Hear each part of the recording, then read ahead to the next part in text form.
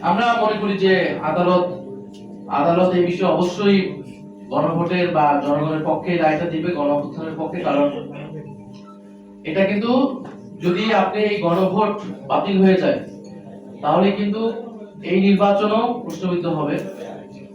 কারণ এই নির্বাচন আপনি কোন সংবিধান অনুসারে করেছেন? এই নির্বাচন তো সংবিধান অনুসারে এই সময় নির্বাচন হওয়ার কথা না, অন্তর্বর্তী সরকার হওয়ার কথা না, গণভোট কোনো কিছুই হওয়ার কথা না।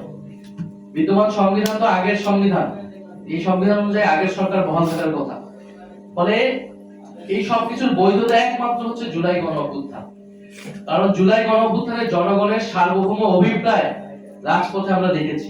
সেই অভিপ্রায় অনুসারেই কিন্তু আপনারা পরবর্তীতে সংস্কার কার্যক্রমগুলা হয়েছে, গণভোটের আদেশ রাষ্ট্রপতি কর্তৃক দেওয়া হয়েছে এবং সেই আদেশ অনুসারে গণভোট এবং এই নির্বাচন হয়েছে।